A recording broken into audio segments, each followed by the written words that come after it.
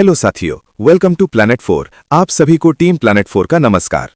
Trump के कारण America में नई तबाही देखी जा रही है, क्योंकि अमेरिका जैसा सुपर पावर देश अब एक तरह से सरकारी शटडाउन की तरफ बढ़ रहा है और ये खतरा बार बार मंडरा रहा है, जो साफ दिखाता है कि वहां की राजनीति भीतर से कितनी टूटी हुई है। एक तरफ डेमोक्रेट और रिपब्लिकन पार्टियों का टकराव अब केवल हेल्थ केयर और सब्सिडी तक सीमित नहीं है, बल्कि सत्ता के अहंकार पर पूरी तरह से टूट पड़ा है। खबरें ये भी कह रही हैं कि अगर हालात ना संभले तो एक साथ 9 लाख सरकारी कर्मचारी छुट्टी पर भेजे जा सकते हैं और ऐसे में पूरा सिस्टम थम जाएगा, जिसका डर हर तरफ छाया हुआ है। ये तस्वीर बता रही है कि कोई भी बड़ी ताकत आंतरिक झगड़ों से गिर सकती है। ट्रंप बार बार विपक्ष को दबाने के लिए सेना का इस्तेमाल कर रहे हैं और भारत जैसे देशों पर दबाव बनाने के लिए धमकी तक दी जा रही है। लेकिन असली ताकत केवल हथियारों या डॉलर से नहीं, बल्कि स्थिर राजनीति और साफ नीति से बनती है। यानी कि डोनाल्ड ट्रंप के दूसरे कार्यकाल में पहली बार सरकारी शटडाउन का खतरा मंडरा रहा है। इसका मतलब क्या है, ये हम आगे विस्तार से समझेंगे, पर फिलहाल इतना तय है कि अगर समझौता नहीं हुआ तो 9 लाख कर्मचारी जबरन छुट्टी पर जाएंगे और अमेरिकी सिस्टम पूरी तरह ठप हो जाएगा। आगे हम आपको यह भी बताएंगे कि ट्रंप के पिछले कार्यकाल में भी सरकार 3 बार बंद हुई थी और वर्ष 2019 में 35 दिन का सबसे लंबा शटडाउन चला था। पिछले वीडियो में हमने आपको खबर दी थी कि किस तरह डोनाल्ड ट्रंप की वीजा पॉलिसी के कारण अब अमेरिकी कंपनियां भागकर किसी भी तरीके से अमेरिका से अपना नाता छुड़ाकर भारत में खुद को स्थापित कर रही हैं और आने वाले 3 से 4 सालों में विदेशी जीसीसी कंपनियों की संख्या 2200 से ऊपर पहुंच जाएगी। यह साफ बताता है कि अमेरिकी कंपनियां डोनाल्ड ट्रंप से खुश नहीं हैं। बिल गेट्स, सैम अल्टमैन और एनवीडिया के सीईओ जैसे बड़े टेक्नोलॉजी दिग्गज लगातार ट्रंप को चेतावनी दे रहे हैं कि विदेशी टैलेंट के बिना अमेरिका ढह जाएगा। लेकिन इसके बावजूद डोनाल्ड ट्रंप अपनी जिद पर अड़े हुए हैं और अमेरिका को शटडाउन की तरफ धकेल रहे हैं। अब आगे सुनिए, ट्रंप की रोक के बावजूद भी एप्पल ने भारत में आईफोन की मैन्युफैक्चरिंग की तस्वीर पूरी तरह बदल दी है। आज हर 5 में से एक आईफोन भारत में बन रहा है, क्योंकि एप्पल की सप्लाई चेन से अब तक लगभग 45 कंपनियां जुड़ चुकी हैं, जिनमें से 20 से ज्यादा भारत की जमीन पर मौजूद हैं। एप्पल आईफोन से जुड़े और भी कई चौंकाने वाले आंकड़े सामने आ रहे हैं, जो ट्रंप की नींद उड़ा रहे हैं। आज भारत की कंपनियां एप्पल के साथ मिलकर पूरे सिस्टम को बदल रही हैं और ताबड़तोड़ प्रोडक्शन करके तहलका मचा रही हैं। किन भारतीय कंपनियों को इसका फायदा हो रहा है, ये जानकारी हम आगे देंगे। यानी कि एप्पल ने अकेले ही ट्रंप की वीजा पॉलिसी की हवा निकाल दी है, जहां वो भारत के अंदर ही भारतीयों को रोजगार दे रहा है और अमेरिका कुछ नहीं कर पा रहा है। इसी कड़ी में यह भी बताया जा रहा है कि आने वाले समय में 2200 विदेशी कंपनियां होंगी जो भारत के अंदर भारतीयों को रोजगार देंगी। इसके बाद हम लोग जानेंगे कि कैसे चीन ने अमेरिका के किसानों पर तगड़ा वार कर दिया है, जो डोनाल्ड ट्रंप के घाव पर नमक छिड़कने जैसा है, और ट्रंप इस वक्त क्या करेंगे उन्हें कुछ समझ नहीं आ रहा है। तो चलिए सभी खबरों को जानते हैं बेहद विस्तार से, आसान भाषा में। सबसे पहले अमेरिका में सरकारी शटडाउन का खतरा सुनिए। तो देखिए, मामला कुछ यूं है कि अमेरिका में सरकार हर साल या हर कुछ समय के बाद एक फंडिंग बिल पास करती है ताकि सरकारी खर्चे चलते रहें, यानी कर्मचारियों की सैलरी, सरकारी दफ्तरों का कामकाज, हेल्थ केयर, शिक्षा और दूसरे विभागों की सेवाएं सुचारू रहें। अगर यह बिल समय पर पास नहीं होता तो इसे सरकारी शटडाउन कहते हैं, जिसमें सरकारी फंडिंग अचानक बंद हो जाती है और करोड़ों डॉलर का काम रुक जाता है। अब ट्रंप के दूसरे कार्यकाल में यह पहली बार हुआ है कि डेमोक्रेट और रिपब्लिकन के बीच जबरदस्त टकराव हो गया है, खासकर ओबामा हेल्थ केयर सब्सिडी को लेकर। रिपब्लिकन चाहते हैं कि हेल्थ केयर फंडिंग में कटौती हो, जबकि डेमोक्रेट इसका विरोध कर रहे हैं। नतीजा यह है कि अगर मंगलवार रात तक कोई समझौता नहीं हुआ और बुधवार की आधी रात तक समाधान नहीं निकला तो 9 लाख से ज्यादा सरकारी कर्मचारियों को जबरन छुट्टी पर भेज दिया जाएगा। सरकारी एजेंसियों का कामकाज ठप पड़ जाएगा और पूरे अमेरिकी सिस्टम पर ब्रेक लग जाएगा। सोमवार को हुई व्हाइट हाउस की बैठक से भी कोई हल नहीं निकला। इसी वजह से हालात और ज्यादा गंभीर हो चुके हैं। अब जरा विपक्षी नेताओं की सख्त चेतावनी सुनिए। तो मामला दरअसल ये है कि अमेरिकी संसद में दोनों पार्टियां एक दूसरे पर ठीकरा फोड़ रही हैं और असली लड़ाई जिम्मेदारी से बचने की हो रही है। डेमोक्रेट नेता चक शूमर कह रहे हैं कि अब फैसला राष्ट्रपति ट्रंप को लेना है। अगर वो हेल्थ केयर सब्सिडी को बरकरार रखने पर मान जाते हैं तो शटडाउन टल जाएगा और देश में संकट नहीं आएगा। वहीं सांसद पीटर वेल्च ने चेतावनी दी कि अगर सरकार ठप हुई तो ये सीधे अमेरिकी हेल्थ सिस्टम पर वार होगा और लोगों की जान पर असर पड़ेगा। इसलिए राष्ट्रपति को संसद के फैसले का सम्मान करना चाहिए। दूसरी तरफ रिपब्लिकन नेता पलटकर आरोप लगा रहे हैं कि शूमर जानबूझकर बिल को रोक रहे हैं ताकि ट्रंप को दबाव में लाया जा सके। सांसद जोश हॉली का कहना है कि सरकार को बंद करना किसी भी समस्या का हल नहीं है और हेल्थ सब्सिडी विवाद का शटडाउन से कोई लेना देना नहीं होना चाहिए, इसलिए बातचीत जारी रखनी चाहिए। वहीं रिपब्लिकन सांसद एरिक श्मिट तो ये तक कह रहे हैं कि शूमर ट्रंप से डरते हैं और इस डर और राजनीति की खींचतान का खामियाजा सीधे अमेरिकी जनता को भुगतना पड़ेगा। यानी असली तस्वीर ये है कि दोनों पार्टियां एक दूसरे को जिम्मेदार ठहरा रही हैं और बीच में जनता पिस रही है। अब जरा शटडाउन से अमेरिका पर बड़ा असर सुनिए। तो सरकारी शटडाउन का मतलब होता है कि अमेरिका की संसद अगर समय पर फंडिंग बिल पास नहीं करती तो सरकार के पास खर्च चलाने के लिए पैसा नहीं बचता और फिर ज्यादातर सरकारी विभागों का कामकाज अचानक बंद करना पड़ता है। ऐसे हालात में सरकारी कर्मचारियों की तनख्वाह रुक जाती है और कई जरूरी सेवाएं जैसे शिक्षा, रिसर्च, सामाजिक योजनाएं सब ठप पड़ जाती हैं। हालांकि जरूरी आपात सेवाएं जैसे अस्पतालों में मेडिकल स्टाफ, सीमा की सुरक्षा करने वाले जवान और हवाई यातायात की सुरक्षा जारी रहती है ताकि देश की सुरक्षा और स्वास्थ्य व्यवस्था पूरी तरह ना रुक जाए। अमेरिका में पिछले 50 सालों में ये स्थिति 20 बार आ चुकी है और ट्रंप के पिछले कार्यकाल में भी 3 बार सरकार बंद हो चुकी थी। सबसे बड़ा संकट वर्ष 2019 में आया था जब 35 दिन तक लगातार शटडाउन चला और इससे करीब 25,000 करोड़ रुपए का नुकसान हुआ। उस दौरान हालात इतने खराब हुए कि एयरपोर्ट पर उड़ानें रद्द करनी पड़ी। FBI ने खुद कहा कि उनके पास ऑपरेशन चलाने का पैसा खत्म हो गया है और यहां तक कि कई नेशनल कब्रिस्तान तक बंद कर दिए गए थे। यानी शटडाउन का असर सिर्फ कागजी कामकाज पर नहीं बल्कि आम लोगों की जिंदगी और राष्ट्रीय सुरक्षा तक पर पड़ता है। अब जरा अमेरिकी राजनीति में नई हलचल सुनिए। तो देखिए, अमेरिका में खर्च का साल यानी फिस्कल ईयर हर साल 1 अक्टूबर से शुरू होता है और उसी दिन से नया बजट लागू होना जरूरी होता है ताकि सरकारी कामकाज बिना रुकावट चलता रहे। इसलिए अगर इस तारीख तक बजट पास ना हो तो हालात और भी गंभीर हो जाते हैं क्योंकि पूरे साल का खर्च उसी पर टिका होता है। इस बार की खींचतान खास इसलिए खतरनाक है क्योंकि नया फिस्कल ईयर शुरू होने के दिन ही सरकार बंद पड़ने का खतरा खड़ा हो गया है। विपक्ष साफ कह रहा है कि अब गेंद राष्ट्रपति ट्रंप के पाले में है और वही रास्ता खोल सकते हैं, लेकिन रिपब्लिकन नेताओं पर आरोप है कि वे देश की सरकार बचाने के बजाय अपनी राजनीति चमकाने में ज्यादा व्यस्त हैं। अगर समझौता नहीं हुआ तो दुनिया की सबसे ताकतवर मानी जाने वाली अमेरिकी सरकार अपने ही देश में ठप पड़ जाएगी और ये घटना इतिहास के पन्नों में एक और काला अध्याय बन जाएगी जिसे पूरी दुनिया अमेरिकी सिस्टम की नाकामी के तौर पर देखेगी। अब सुनिए कि एप्पल ने कैसे भारत को बनाया आईफोन का नया गढ़। तो जब अमेरिका अपनी आंतरिक राजनीति और शटडाउन के संकट से जूझ रहा है, उसी समय भारत में एक बड़ी आर्थिक क्रांति क्वाइटली हो रही है और उसका चेहरा है एप्पल का आईफोन। अब हालात ये हो गए हैं कि दुनिया में बिकने वाले हर 5 आईफोन में से एक भारत में बन रहा है।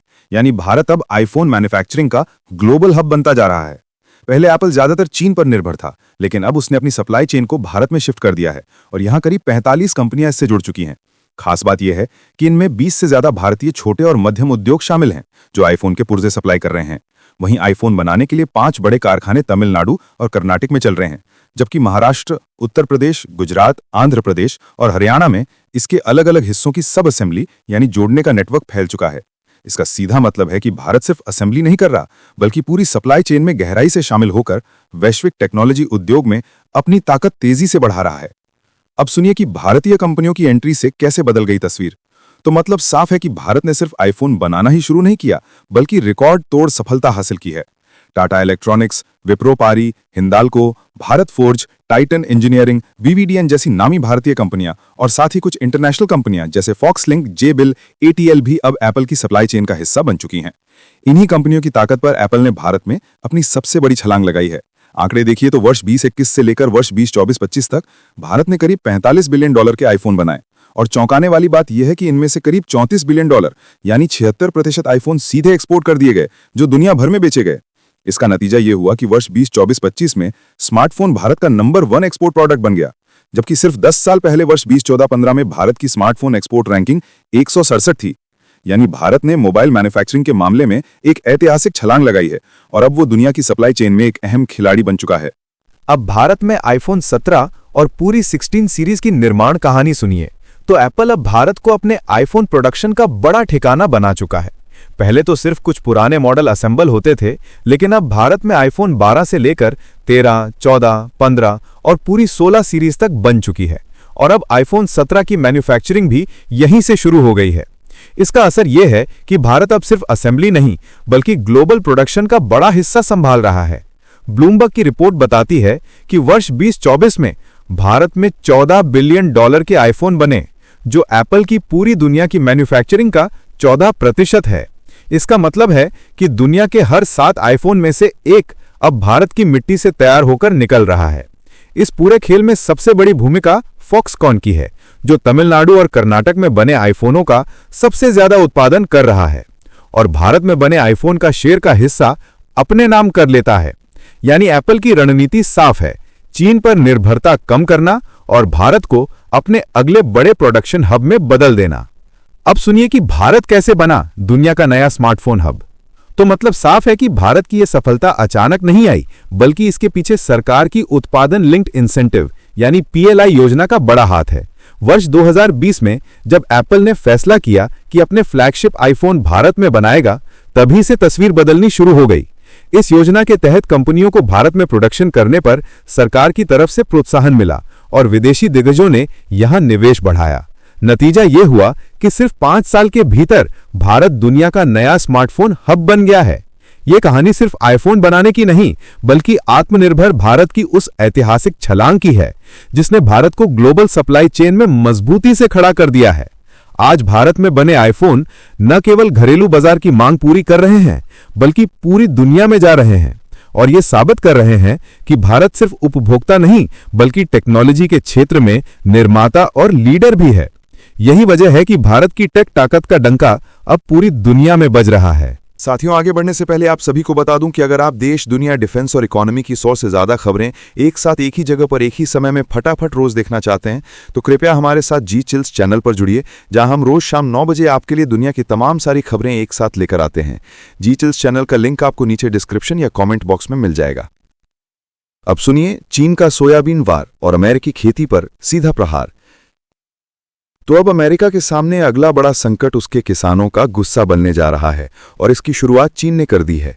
दरअसल राष्ट्रपति ट्रंप ने चीन पर दबाव बनाने के लिए टैरिफ यानी आयात शुल्क की रणनीति अपनाई थी, जिसे उन्होंने लिबरेशन डे टैरिफ का नाम दिया। लेकिन इसका उल्टा असर अमेरिकी किसानों पर पड़ रहा है। चीन ने मई से अमेरिकी सोयाबीन खरीदना पूरी तरह बंद कर दिया है और अब उसने अपना सारा झुकाव ब्राजील और अर्जेंटीना से खरीदारी की तरफ कर लिया है।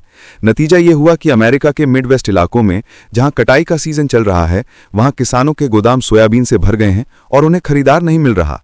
व्हाइट हाउस ने नवंबर 10 तक सौदे की नई डेडलाइन जरूर तय की है, लेकिन किसान पहले से ही नुकसान झेल रहे हैं।